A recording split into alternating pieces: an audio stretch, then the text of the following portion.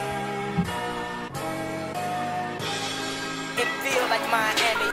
Miami, Miami, Miami, Miami, Miami, Miami, Miami. Miami, Miami, Miami, Miami, Miami, Miami. It feel like Miami. Welcome to the Heat Beat Podcast. I'm your host, Giancarlo Navas, and with me today is my boy Ro from SI now, Rohan Nadkarni. What's up, my man? I'm doing great, Gianni. How are you, man? I'm doing good. We are public enemy number one right now, so of course we have to get us together. Yeah, man. The two of us got to band together. The Jesus. people are fed up with us, man. Cold out here in these streets. You know, it's funny. You build up a lot of goodwill. I'm yelling at the camera. I'm saying dumb shit. I'm saging arenas. And, you know, your goodwill's done when you say, you know, you kind of like Al Horford and drop. And all of a sudden, everyone's mad at you.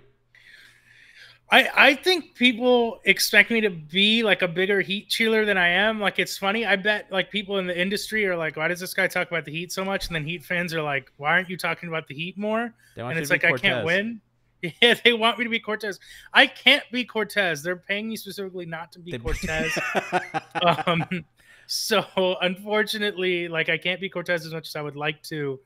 As much as I would like to join everyone in all the slander of different cities, etc. If they win the title, I'll go full cocky Heat fan. But until then, like, you know, the reason why I'm watching all those random regular season games during the season, the reason why I'm watching Celtics Magic on a Tuesday night instead of being with my friends or family is so I can hopefully have an informed opinion this time of year.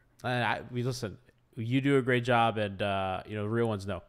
Real ones know, you know. Appreciate it. Everyone's gonna give a shit anyway because it's more fun. It's true. It's more jokes fun. over facts. Yeah, Jokes exactly. over facts. It's the playoffs. This is what we got to Yeah. do.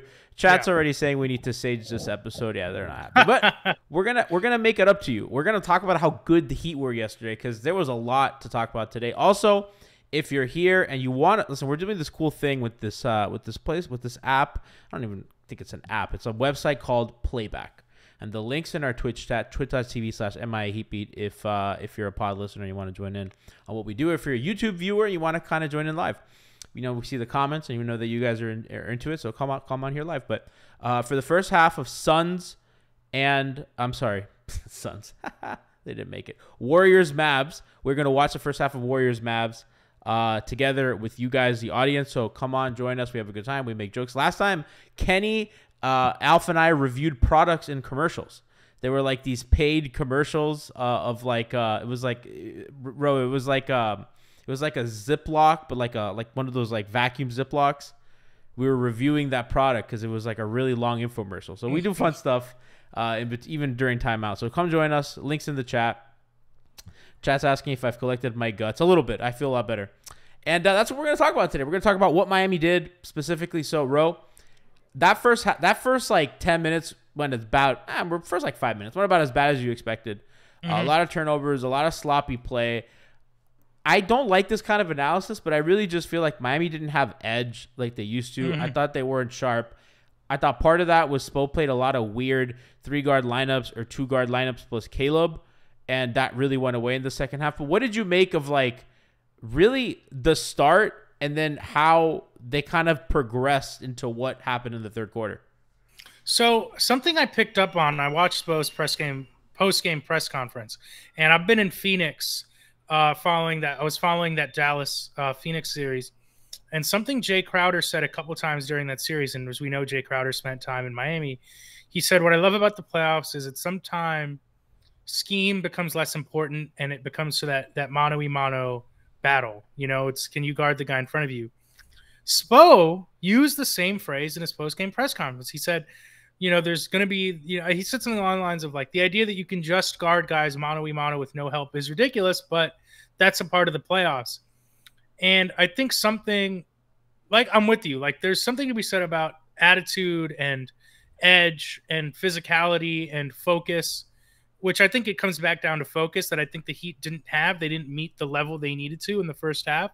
But something that I think really changed from the first half into the second half is they won the one-on-one battles. I think the first half, no matter who was in front of Jason Tatum, whether it was Jimmy Butler, PJ Tucker, whoever he got on the switch, he was beating that person into the paint. And I think where their turnaround started, it was stopping the dribble penetration, stopping the middle drives into the paint. And that's something I think we definitely saw from the first half going into the second half. That's their identity. And, Nikias had made a tweet. It's like the ESPN halftime show is talking about Heat's offense when they had a really good half-court offensive rating, and it was really their defense that let them down. And that is 100% right. Their MO all year has been let's limit attempts at the rim by product of switching, by loading up on the ball, and that just went out the window. There was I tweeted out a possession where Tatum, he had put Gabe in the pick and roll, and then like Caleb, or it was Dedmon and Caleb in the pick and roll, and Dedmon's in a drop. Caleb fights over the screen. He goes over, and Tatum recognizes this and attacks that. And then you have Dedmon in a drop, Caleb recovering. Hero kind of comes in to dig on the drive, which, by the way, I thought Hero's fantastic defensively, kind of just played his part. I think it was probably Hero's best game of the playoffs, all things considered. I thought it was one of his best defensive performances. Not that he's a stopper, but he literally did his job perfectly. And I think the Heat did a great job of kind of like hedging and recovering and all that stuff. But regardless, Tatum was walking into layups, and that was I tweeted out that I was a possession of like he's seeing two guys max, and then like any third guy is like just Hero kind of stunting and coming back out. Then in the second half, they come out and it's PJ at the level, Bam's meeting him there, and Jimmy is cheating off his man and loading up on wherever Tatum is, and I like when they bet on guys beating them with playmaking. And I thought the Celtics in the first half, they were trapping Hero, and I thought Tyler did a pretty good job of kind of beating that. But they were execution testing Hero. And I thought Miami finally said, all right, let's execution test Tatum. Make these passes and force us to play you one-on-one rather than just letting him play one-on-one, which I thought was a huge difference. For sure. That's a good point. And that's one of those things, though. It worked this game. Obviously, Udoka's going to watch the film. Tatum's going to watch the film. They're going to make the adjustments. I'm interested to see how that holds up for an entire series. But I think that's a great point. Like, they were really loaded up on him in the second half. I mean, obviously, they got all those steals. Strus came in, got that big steal and score going the other way. They did a really good job of, as you said, making him see bodies, finding the right guys to kind of cheat off of, and then doing a good job of closing out, getting back out onto the shooters. I thought you compare it to what Milwaukee does. Milwaukee and Miami both give up a ton of threes, but I don't think Milwaukee was disciplined or committed to the closeouts on someone like Grant Williams in the same way Miami was. Now, obviously, the Heat had the benefit of they saw him go off in that game 7, but a big test for the defense is can they get back out to the Celtics shooters? And at least for one game, I think they did a good enough job of it. Milwaukee doesn't have swift of foot, right, guys to close out. It's Wes Matthews. Giannis is the guy. Even Middleton's not like fast. Jimmy and Bam close space really, really quickly. And that's it. I mean, we saw with the Jimmy block on Tatum and all that stuff. I mean, those guys just close space quickly. But, Milwaukee doesn't swarm the way Miami does. And, I think I think a drop is good. Miami had to drop against Philly. I thought Dedmon had some good moments in drop last night. Like, absolutely. That was one of Dedmon's best games in a long time as well. But if you're going to drop, you need to show that second guy at the top. Yeah. And that's what they weren't doing in the first half. And then, he's just getting by guys, and they were, it's okay to help off Jaylen Brown. And the other thing I was saying was, you don't need to put Jimmy Butler on Jaylen Brown because they ended up putting Max on him for some time. And if Jaylen Brown wants to isolate Max Strus, you're like, okay, you as long as you're not getting other guys involved, and we can manipulate help to make that difficult, but it's better if Jaylen's doing it than Jason. And if you're going up against Max, who's about his size, I thought the other interesting thing that Miami did in the first half, and I thought a lot of things were trending well their way, even when the score wasn't good. Miami wasn't just giving Boston matchups that they wanted, and there were a couple plays where like they'll put like Derek White in a pick and roll with Bam's man, whether it was Grant and Bam won't switch. Bam won't switch that because he's like because they would do that in the regular season. They'd switch that action immediately, and then they would just kind of pivot and swing the ball, and then Tatum gets to run a pick and roll without a Bam switch, and then Bam's over too far away at the top of the key, and he's not really in the play. Miami was disciplined in that, and that's not easy because you're like, okay, we're not switching this, we're not switching that. These are the clock situations where we switch. That's stuff that you need really high IQ guys to run. Because in reality, bro, I mean, listen, in our everyday job, if we had a fucking list of conditions when we were and weren't allowed to do stuff, we'd have to check a piece of paper that we'd have sticky noted onto our computer. And these guys are just like, okay, this is what we're running. And it's contrary to what they've done all year. No, that's such a good point. Like the discipline, particularly in the second half, was there. And I like that. One of my biggest pet peeves in the playoffs, soft switches, off-ball switches when guys aren't even setting screens. Like in the playoffs, you'll see two players run by each other and guys are like, all right, that's a switch. Oh, all the time. All the time. The Rockets in 2018, famous for that. And that bothers me. I don't like it. Like, you know, Bam, what he did off the ball, I thought that was one of the best games he's played in his career. Yeah. That's how good he was defensively in this game, particularly in that third quarter. And he obviously, you know, he had the blocks, he had that possession on Jaylen Brown, but what he was doing off ball, denial, it was just fantastic. It was high level, high stakes, high leverage moments, and he won almost all the battles. And going back to Strus, who you brought up, I thought he defended Jaylen Brown. There's the one like in the paint turnaround fadeaway. I think Jaylen Brown hit over Strus.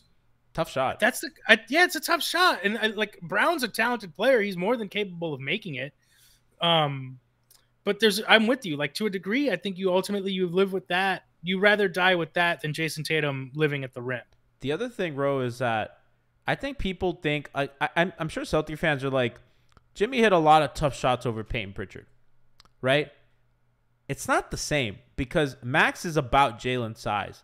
That's an actual contest. There's no contest, right? Jimmy's just doing kind of his footwork and his moves, and he's shooting what is an open jump shot because that guy's just not getting a hand up anywhere near enough to bother Jimmy. It's all, I mean, and you see players say it all the time. Too small, too small, too small. Yeah. There's a reason why that stuff matters, and they put him in 16 pick and rolls, courtesy of Nikias Duncan, who wrote a great piece for the Basketball News.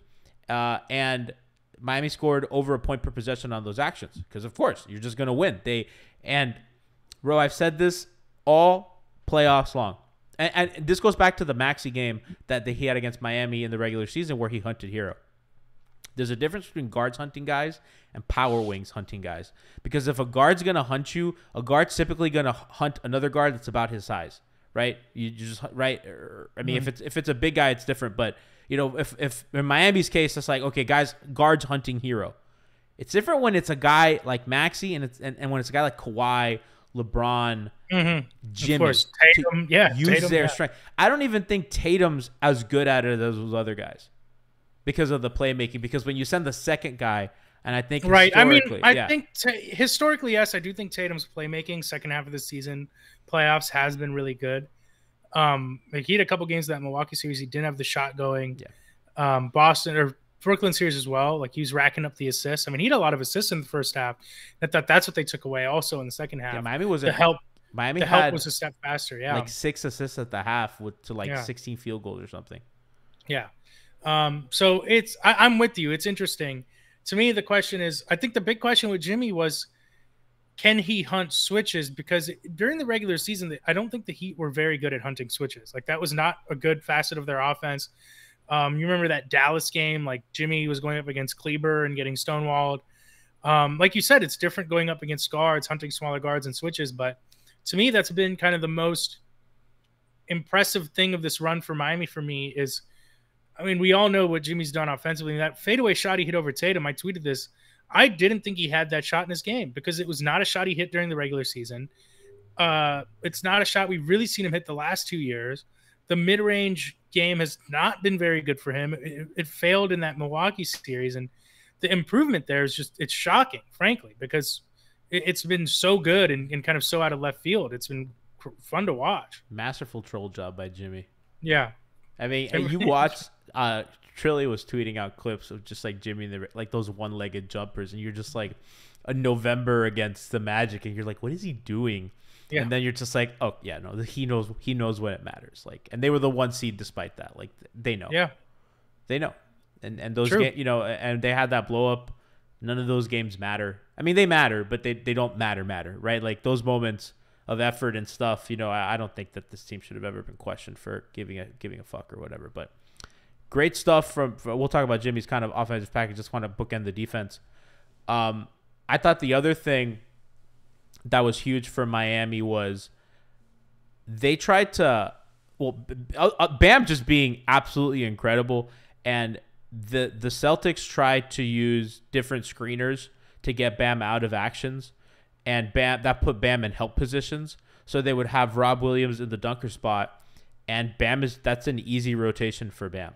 And I thought that was another mistake that the Celtics made, that, okay, we're just going to screen with Grant Williams and we're going to put PJ Tucker in a pick and roll, which is not like, when that's like your freaking alternative, that's not fun either. Because now you have like PJ and Jimmy, or PJ and some guard, and then Bam's coming to help on that rotation.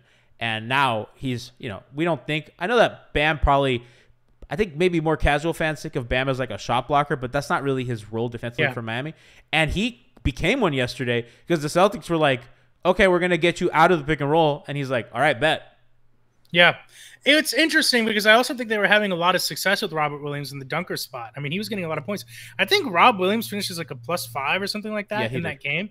He was really good. I don't want to turn this into people get mad at me when I compliment the Celtics. But I thought Rob Williams was fantastic, and he was really good. I mean, his closeouts, talk about closeouts. He was closing out on shooters.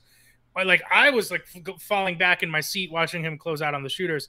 And they did have some success, I think, in the first half, particularly because they were not able to contain the dribble penetration, finding Rob on those little dump off passes.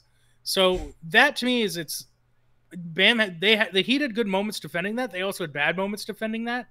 And I'm interested to kind of watch that battle continue in the series moving forward, because I do think Boston has something there, particularly when, I tweeted this when Hero's in the game. The real question is, what's he going to do when Tatum's in the game and hunting him on switches? Because if Hero does get beat and, Williams is in the dunker spot and your guys are collapsing into the paint, that's opening up those lobs. I mean, he's a fantastic in the first half finisher. Yeah. Literally, that Bam had to step up because somebody got beat and then somebody else made a mistake, and Bam has to come up, and Tatum made a really good lob pass. So that's something to me that they can't. I don't think that they can say like we have the answer for that. That's cut and dry, etc. Like, that's something I think they need to keep an eye on moving. They didn't overreact to that though, because Tice had a couple as well from Pritchard in the short roll. Right. I mean, they did a great job in the second half, I think, playing with more intensity, being crisper on those rotations, making the passes more difficult, making the catches more difficult.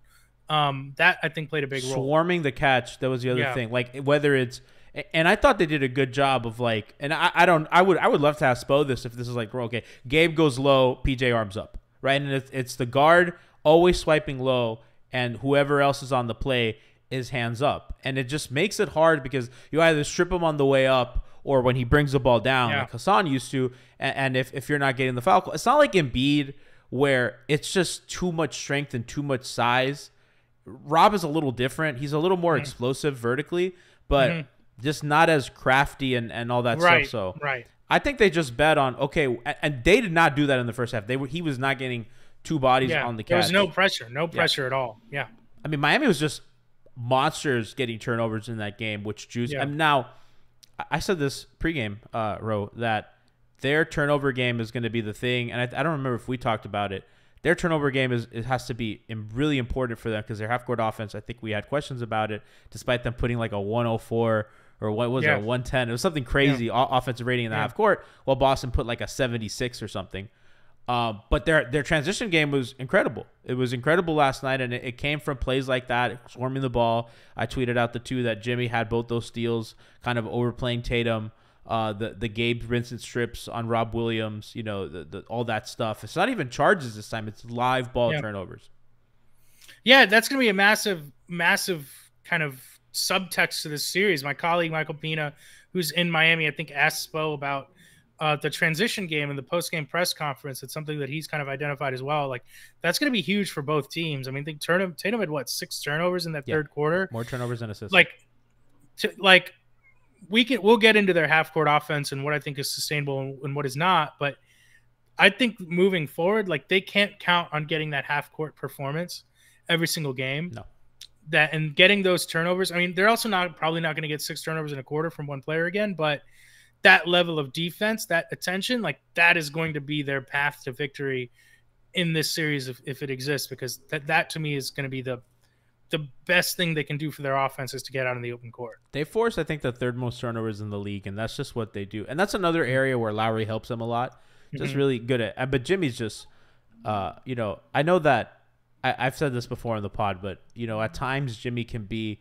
We used to compare Kawhi. Remember when we used to say like you can't dribble around Kawhi because he's just getting a hand in there. Jimmy at times is like that. Like you cannot pass the ball in his vicinity because he's just gonna get a hand on her and make your life hell. I mean, he had the 2 steals. He had the knockaway on Grant Williams. It was fantastic. He's a monster, man. Yeah, he's a monster. yeah. He's become the apex version of what we thought in our wildest dreams he could be. That's true. I mean, this is Kawhi. This is like literally like the stuff Kawhi was doing in the run for the Raptors. Like I watched that run very closely, as everybody knows. It's literally it's what it is. Yeah, no, I think that's a good point. I mean, offensively, he's on a low. The efficiency, the 2-way play, he just is a menace defensively. I mean, him and Bam in that third quarter, menace all over the floor. That's the vision. Yeah.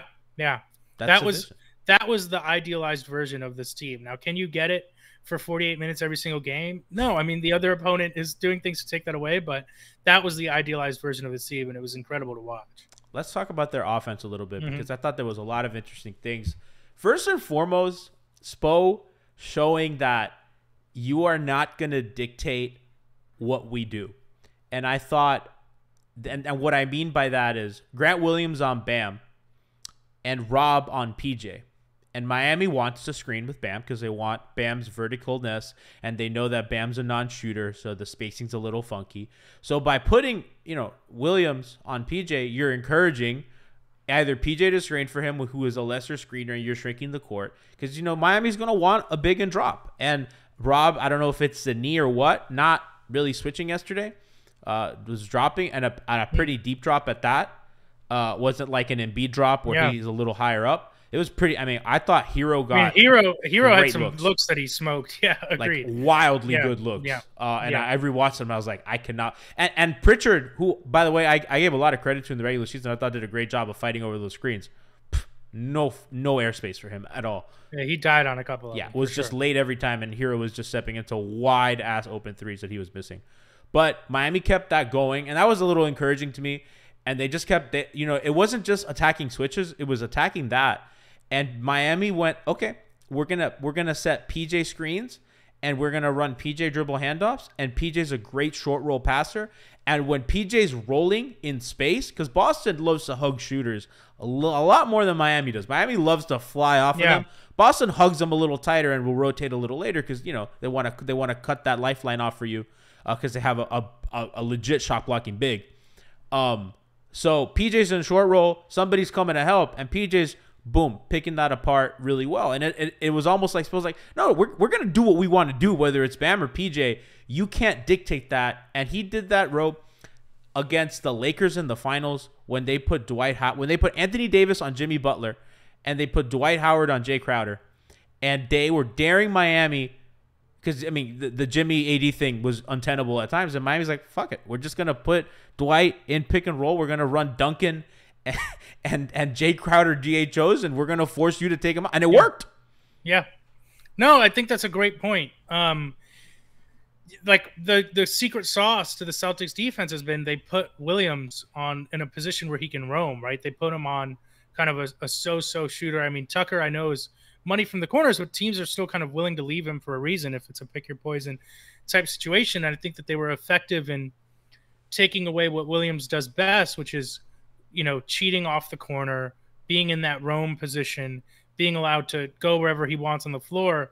You kind of have to put him in actions, even though he's a very good defender. And I think when healthy, is a fantastic switch defender. When Boston's healthy, they have like 6 guys where you can't really find a mismatch, which we'll get into. But yeah, I think they did a good job of, like you said, not letting Boston dictate that by playing on their own terms, by letting Rob kind of do whatever he wanted on that end of the floor, because he can be really destructive if he's kind of able to, if his assignment is to just kind of move freely about the half court. They just don't, they find the way that they want to attack, and they will, and for a team that doesn't have a great half court offense, they have a lot of ways to get what they want, which is just fun. It's just really, the rim pressure that they don't generate is just truly at the core of everything. And if Jimmy's going to get to the basket at will, and if Depot gets to the basket enough in non-Jimmy minutes, and that's why I thought the Lowry injury might be a little too much for them to overcome, because he just gives you a little bit of off the dribble shooting and a little bit of, not that Lowry's turning the corner on the pick and roll like he used to, but he's giving you enough dribble penetration to survive when Jimmy's not on the court and not hurting you, and you can kind of buy your, and he's just a great pace controller. And he's a drop beater. He gets them out in transition. I mean, that game, the one time they beat the Celtics this year, that fourth quarter, it was all Lowry, Bam, pick and roll. And I still think they're going to need him to win this series. I think if the next game he's out for game two, which is the 19th. The game 3 is the 21st. That would be, I think, almost 2 weeks since he last played. Yeah, but he played in the middle of that, and I don't know if that set him No, back. so he played like the 8th, yeah. And I think that was the last game he played, was the 8th. Because he didn't play the last 2 games of the Philly series. So he had a 2-week break between the Hawks game and the Sixers game. Would the 13 days be enough? I don't know, but it would be nice to have him back in Boston. I just don't know that it's tough because Gabe is giving them solid minutes. I almost wonder, like, do you bring Lowry off the bench? Do you play him limited minute? Like, how do you? I saw that floated around, and somebody in chat had asked us that. I don't think it's the worst idea. I really don't. Or at least just bring him on the court in non-Jimmy minutes, even if you're only playing him 13 minutes a night. If he's able to be effective in those minutes somehow, I really don't know, but it's a tricky situation for them because I do think they're going to need him in this series once Boston gets healthy as well. I think ideally, Oladipo is supposed to be that plug gap for that. Yeah. Because you just need something, because they ran a lineup yesterday. It was like Dedmon, Oladipo, Hero, Gabe, Caleb, or Gabe Max. It was kind of that lineup with no Bam, no Jimmy. And it was awful. And I know it was to buy a couple minutes it was awful. And then they started the quarter, they put Bam in. And those lineups just don't look great.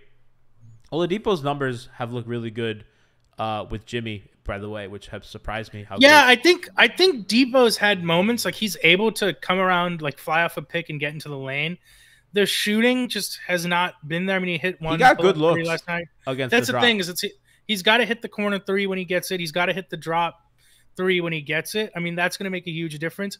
What a godsend he's been with this Lowry injury, because I don't know what they do if Oladipo's not there. Because even if he hasn't been great, the fact that he's not an absolute disaster. I mean, I honestly don't know what they do if they don't have the lineup data is good. The lineup data is good. They are very, very good when he plays, especially when he plays with Jimmy. Now, I don't think they'll need that this series, but I think you expect them. I mean, I think even game 3 is presumptuous for Kyle. I think this might be like a Chris Bosh situation where he comes back really late into the series. Yeah, it's totally possible. Yeah, it is interesting. Depot, another reason why you want to see his 3 get going is it would be nice to put him in defensively in certain situations late in game. But you need Max on the floor because Max hit a couple huge 3s in the 4th. I don't think those are 3s Depot can hit, but if he can get his shot going, I love when they're able to play him, Jimmy, Bam. Yeah, PJ Bam. That's great. So it'll be, Vincent also hit big shots that I don't think Depot's hitting those shots. But yeah, when they can get Depot, Jimmy, Bam, and Tuck on the court together, I mean, come on, man. If they get a lead in the 4th and they say we want to choke this game out defensively, that would be sick. I would like to see They have abilities. They have so many options for that because Gabe, they don't lose us. I think what they lose defensively with Gabe for Lowry is the ability to guard a little bigger. Mm-hmm. I know that Jalen has some suspect ball handling, and I think Gabe did a pretty good job on him. Right? If this was Middleton, I don't really know how Gabe can survive a matchup like that. Right. Kyle can, right. And you lose that. I mean, if they play Klay Thompson next round, if they make it and if they win.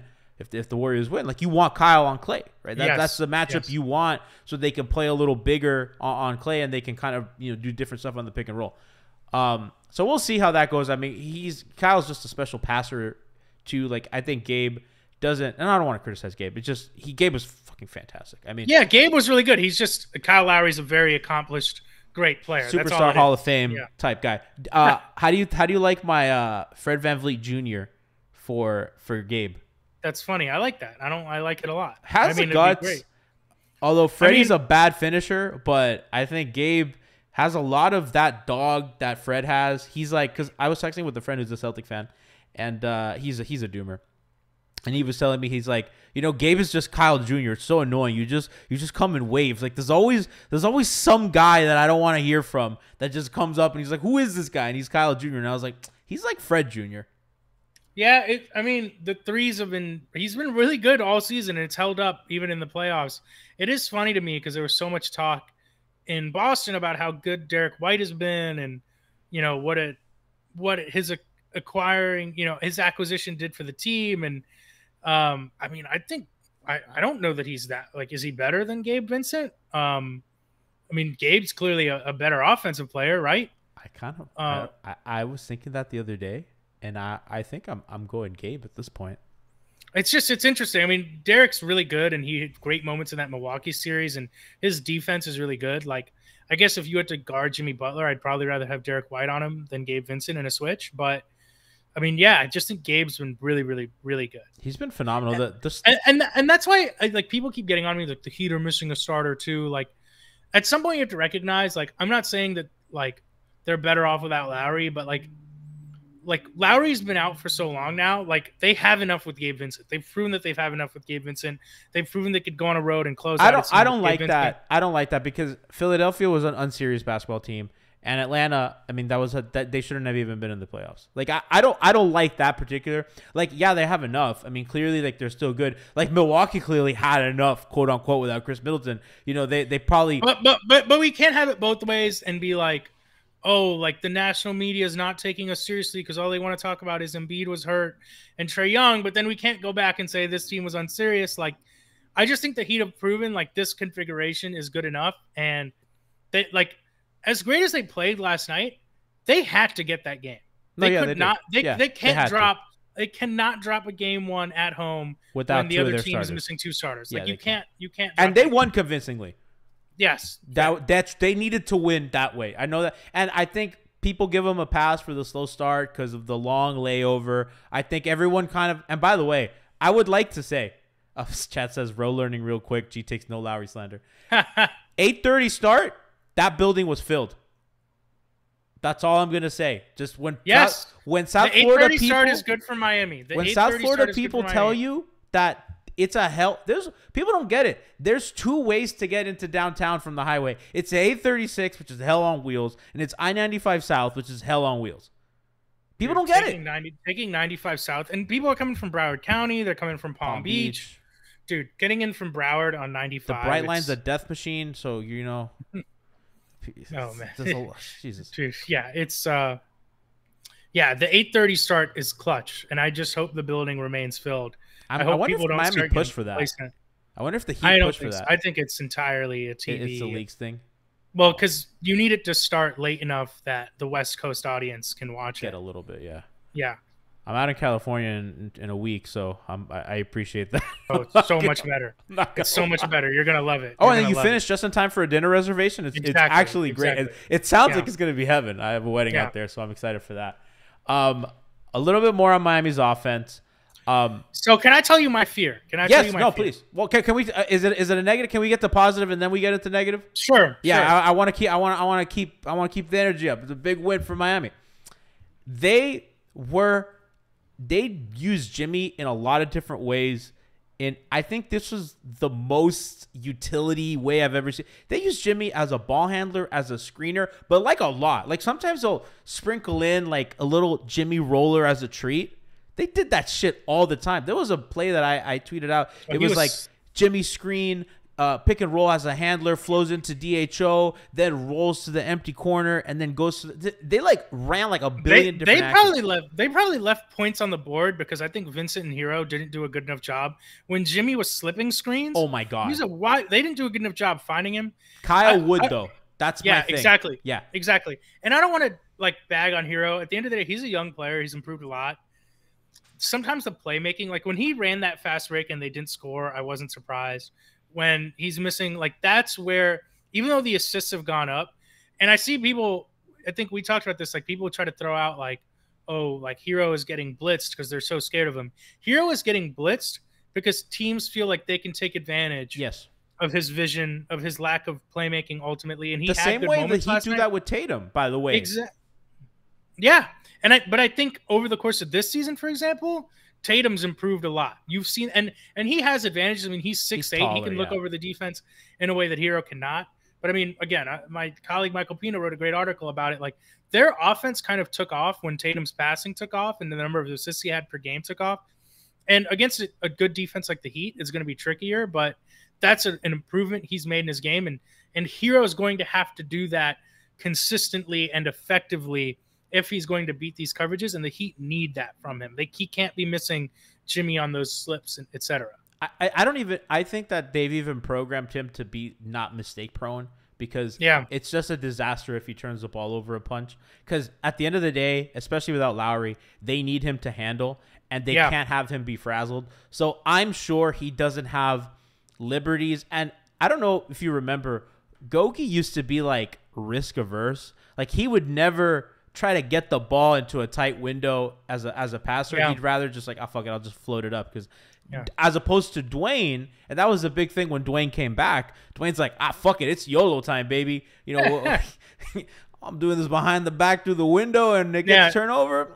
You know, we'll the only time Dragic was willing to take a risk when then there was like they needed to make an inbounds pass with no timeouts, and he said, "Sure, I'll throw a 6-foot arcing lob to Jimmy Butler. This can't go wrong." He was in the building. Why is that play not out of the playbook? Why is it? Why did I still see it this season? Dragic was in the building. Yeah, last night he was with his son, who was wearing a Heat Dragic jersey. Oh, I love that. That's awesome. No, that they had to win. They had to win. Yeah. They had to. Man, I love him so much. I know that it was the right thing not to bring him back, but I hope that. I hope he finds a way back. I hope he finds a way back. You know. Yeah. I mean, I think Gabe clearly would have just played over him. Although Gogi was really good for Brooklyn, so yeah. I mean, maybe not really good, but he was very productive. Yeah. Very productive. But going back to the stuff, Jimmy just a menace, all facets. You know, the way that he was able to, you know, when they made the finals, it was a hunt kind of mentality. It was looking for George Hill and putting him in pick and roll. It was looking for Kemba Walker and putting him in pick and roll. And it was looking for KCP and putting him in pick and roll.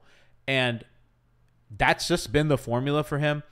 And he's a guy that I know he doesn't do it as much as we liked in the regular season, but come playoff time, I think Spo is as apt and as like, okay, this is the game plan. We're doing this. Whether it's attacking a drop specifically or attacking those kinds of switches, they have been just all postseason. You know, when the Hawks tried to play drop with Collins, like, oh, word? And they went at that. That was like, okay, guys, this is what we're going to run. And we'll do like these 3 variations of this kind of action. We're going to put this guy in double drag at the bottom of the screen. And they just go boom, boom, boom, boom, boom. Oh, you're going to play this guy? Bring him up. And there have been plays where Dedmon's going to come screen. And Jimmy goes, no, out. He points at Gabe. He's like, get over here. That's the shit I love to see. Yeah, that's really good. So that brings me to me what's the inflection point of this series. Because Smart is going to play. And I know people are dubious about him winning Defensive Player of the Year. At the end of the day, whatever you think about Marcus Smart, he's an accomplished isolation defender. I mean, he was guarding Giannis Antetokounmpo and giving Giannis I saw Drew Holiday put him under the last basket series. multiple times. I just think it's not that Jimmy is not going to win that matchup at times, but it's not going to be as easy. It's not going to be as easy. And when the Celtics play Smart, Brown, Tatum, one of the Williamses and Horford together, I don't know who the weak link is to attack. It's Horford. In it's the half easy. court. No, that's easy. They can't. That if the Miami's win condition is play Horford out of the court because they drop him against Miami. Yes, but he's held up on switches really well so far in the playoffs. You need to get him out of there. No, you need to get him out. I agree that that's what they need to do, but I'm telling you, he's so far in the playoffs has been really good on switches. And if they get him off the court and it's Rob or Grant, I mean, that's also, or they could go small and put Derek Wright on the court, go Derek, Smart, Tatum, Brown. No, they can't. Grant Williams. Derek's another guy that can't live. Like if the Celtics win, it can't be with Derek. It's I could be wrong, but that's the thing is it's that listen, they'll have to prove it, right? Yeah. That's where the mono thing comes in. Is we can sit here and look at the statistics and say, X player should win over Y player in this matchup, 8 times out of 10, but it's easier said than done. And they have some really accomplished defenders on that team, and they can also play multiple styles. I mean, they had success in that Milwaukee series going small. Grant, as annoying as the flops is a good defender. So it's not going to be easy. It's what I would caution Heat fans is, if you're worried, if you see the offense stuck in mud the next game, wondering what's the difference, it's that having Smart back gives them such better rotational flexibility. I mean, they played Neesmith. They dusted off Neesmith in that game. Like going away, that's like the equivalent of the Sixers putting. He gave him fine minutes.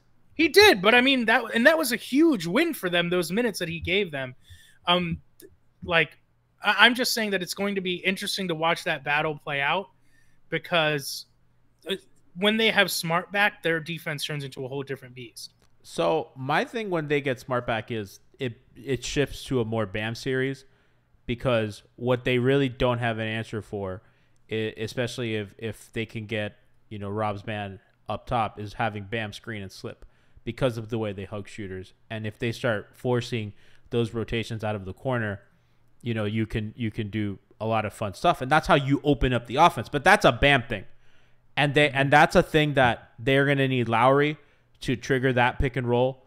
I think they could do it some with Jimmy. He's just not the playmaker that Lowry is in terms of like getting the offense like triggered the way you want it. And that was my concern. But if Jimmy's gonna do this, and if they're just gonna, if they go back to Jimmy plus bench mob, right, against those smaller Celtic units, which I think Spoelstra has done a good job of kind of manipulating the minutes to be that way. And if they can get that production out of Bam offensively, that's the recipe for them to win. Whether they get there or not, I think has a lot to do with Lowry's health, and has a lot to do with, can Horford get back on the court, because of I don't even know what's going on, if he's vaccinated or unvaccinated, and that I think changes how soon you can come back, or what are the conditions. Smart, I imagine, is going to play, maybe not 100%. Although PJ has the ankle thing now, right? Well, he wasn't on the injury report because he's a crazy person. That guy, man, he was born to play here. I said it, and I'll say it again. He should have his jersey retired before the next round. He's amazing, dude. He's just so heat. He's just that building loves him. Yeah, they love him. It's crazy that he's only been here 1 year, because I think he's already one of the biggest favorites. Do you think he'll end up like more of a favorite than like Walker or GP? Yes. Yeah.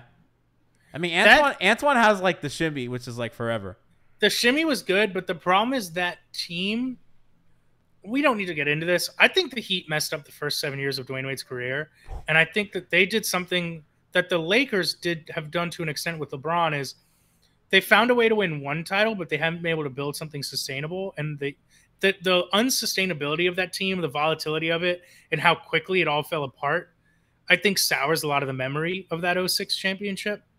As great as Wade was, like the fact that they got swept the next year and then 2 years later, 15 wins, like the fall was so dramatic and so quick that I think that's why a lot of those guys, as fun as they were in the moment, Jason Williams, Jay Will, love Jay Will. I'm sorry, we love Jay Will. Exactly, but they don't really get as celebrated as most title teams would, because of just, in retrospect, how weird that era of Heat basketball was. Chat says he's like Birdman 2.0 with the hype and hustle in terms of PJ.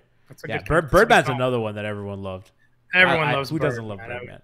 It's so funny because that entire season, Spo was like, the answer's in this locker room. We're not going to sign someone off the street. And nope, they won that finals because of how good the Bird at center lineups were playing with Braun and the three shooters on the court. I mean, that's why they won the 2013 finals. Well, I remember when they signed him, my dad is like, who is this guy? And I said, he's another one of the carousel of centers. He's probably not going to play when it matters. Boy, was that wrong. I'm wrong a lot. I'm wrong a lot. I'm bad at predictions. But I have the same concerns as you do. That's why I've been a little more timid on this series than I have other series. It's just and Krishna of basketball, of the B-Ball Index, told me that Miami is like second or first in PPP, points per possession, when attacking switches. They just don't do it conventionally with isolations. That was a wild stat to me. Yeah, that's shocking to me. Did you see that? No, I didn't. That shocked me that he said that. Yeah. He's like, yeah, our data says this, and I was like, that's fucking wild. But he prefaced it by, it's not conventionally against isolation, which I guess makes sense. Yeah. Because they're just not a good. I mean, other than Jimmy kind of, busting people, it's not. Yeah, I mean, it just. I imagine it's a lot of Bam slipping and just kind of manipulating offensive rebounds, because I mean, for a while they were a really good offensive rebounding team. So I think that's where we are. What do you? So, before we kind of transition to one other thing I want to talk about, what do you think are the adjustments that Boston can make? Because I think Miami right now is playing from a position of strength, and they still have a card to play, which is Lowry. And they have a couple things that they can do. But what if you're Boston, do you just kind of stick to your guns and just play your guys? Or is there an adjustment that you think that they need to make? I think they're going to be more aggressive, taking advantage of Miami's help. I think that's going to be on Tatum and Brown to find the shooters who are one pass away, because they're going to have those opportunities. The Heat are going to be aggressive, helping off shooters. You saw what the Celtics did to Milwaukee, right? And I think that's going to be kind of how they try to play this next game. They have to be more aggressive getting the ball out to their shooters. It was weird how much Peyton Pritchard played in game one. I know part of that was smart, but he was in that fourth quarter for way longer than I thought he would be. I think they needed the shooting is what they needed. Yeah, but so that'll be interesting. And Smart coming back is going to help them a lot, because I don't think the Heat's game one offense is sustainable with Smart on the floor. Like, it can still be good, but it would be nowhere near as good in my opinion. So that to me that's their big card to play as well, because I think Smart settles them down a lot in many ways. On offense too, by the way. He brings the ball up the floor. He's the point guard. Tatum's off ball more, and I think that it simplified Miami, making him a playmaker by him having to trigger the offense as opposed to him kind of coming off a screen or just doing secondary stuff. For sure. And Smart's going to have his opportunities to go one-on-one against certain guys as well. I mean, he can go one-on-one against Hero. He'll have opportunities to go one-on-one against Gabe Vincent. If he's also getting dribble penetration, and now you're cheating off Tatum, and we saw Jimmy have the block, but that's easier said than done. Yeah. So they have some cards to play as well. I think they're going to be better on both ends of the floor. I wonder, so Miami, I think, is pretty clearly a rotation wing short.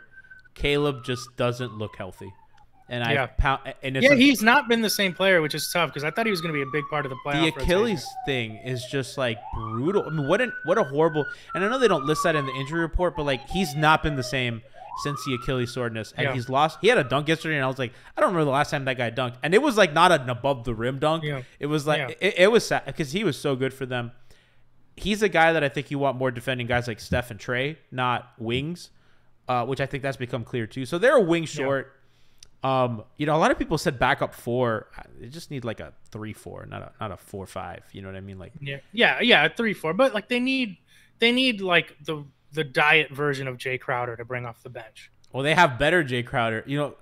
Let me ask you this: my Celtic friend, he's like, how much better is PJ than Jay Crowder? Like your version of Jay Crowder? And I said about 30 to 35% better. Am I shortchanging PJ?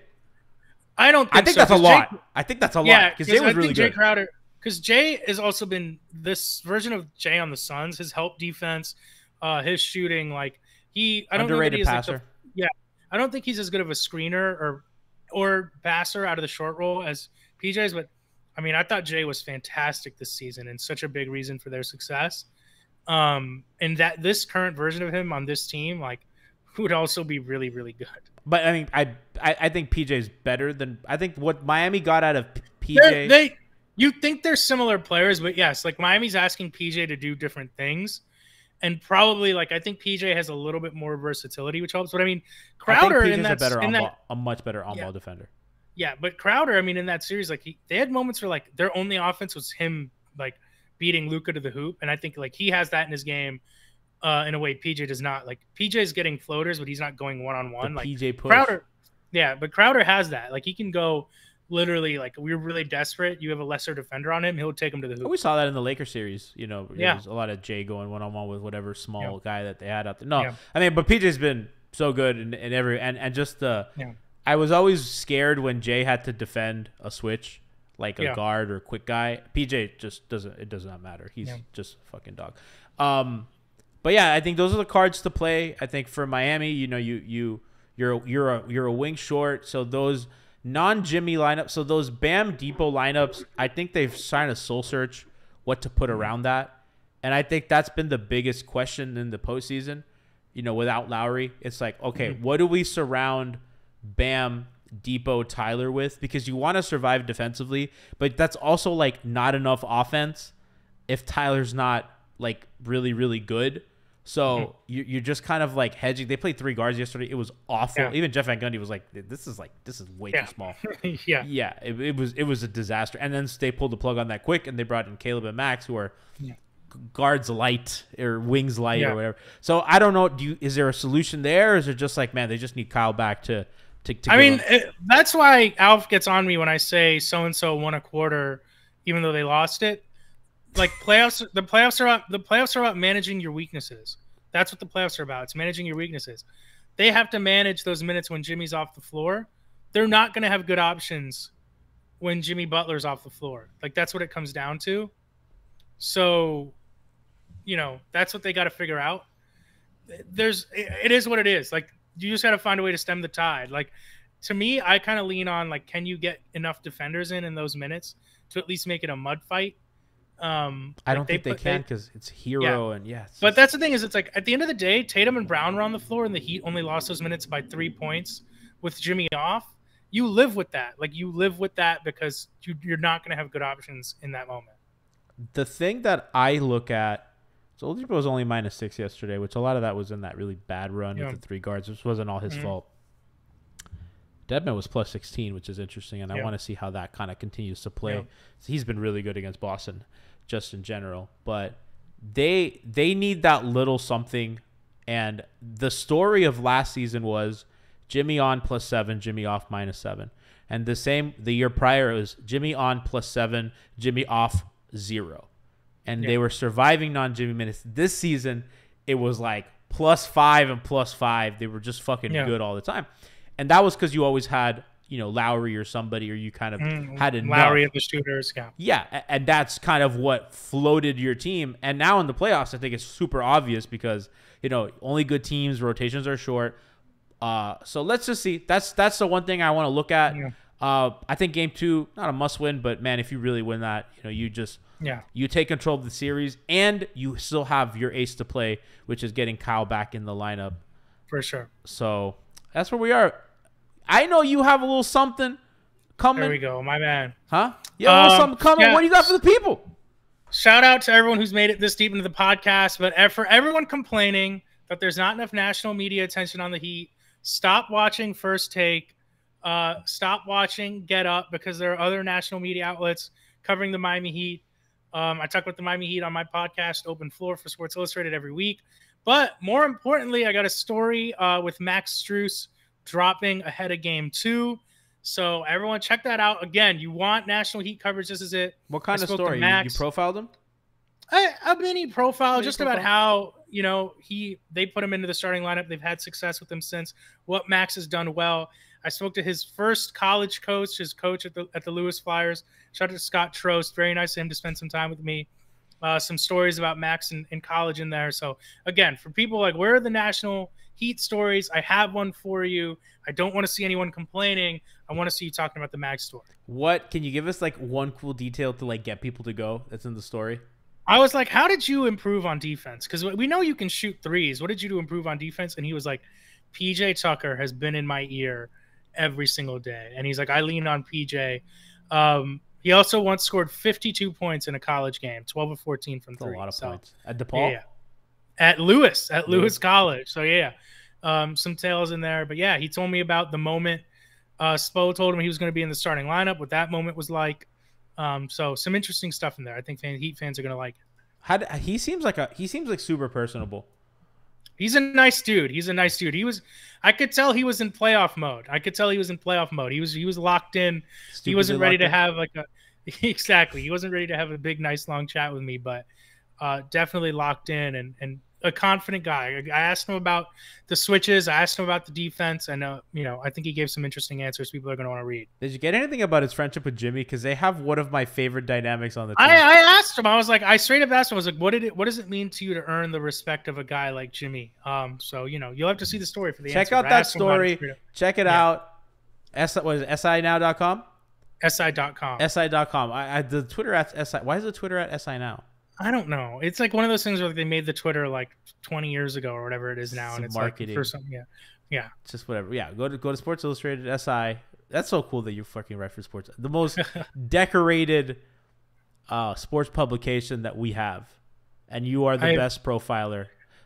I'm like not even joking. Like you are the best doing this right now. I would not go that far, but I appreciate you, Johnny. Well, I really do. I'm telling you what I think. I mean, honestly, the guy right now who's the freaking GOAT of writing is Dan Devine on The Ringer, because he's the guy that's actually carrying the national Heat coverage. That guy has more guts than any other national writer. That dude has been pounding the Heat drum. I remember there was one day that somebody's like, yeah, nobody writes about the Heat. And he's like, not me. I was like, let's go. That's our guy. Yeah, man. Dan's killing it. Shout out to Dan. He grinds too. He's got a lot of stories out there, man. He's a great dude also. I'm going to read you the headline of Dan's story today. Can Jason Tatum get on Jimmy Butler's level? That's the stuff I want to see. Yep. That's a headline, baby. Yeah, I'm clicking and retweeting. I don't even have to read it. I'm retweeting. That's guts. That's absolutely guts. Check out Rohan's story. Everything that you write about the Heat and everything in general is crazy. But I don't like reading the Lakers stuff. But the Heat stuff. And you have a Panthers hat on today. Go Cats. Go Cats. We got this, I don't know much about hockey. Are they a home seed? Did they have I know that they're the number one seed. They're the number one seed. Oh, just like the Heat. They lost their first game though. Does home court advantage mean something in hockey? Less so. Hockey seeding also means less, but hey, we'll see what happens. Do they reseed or no?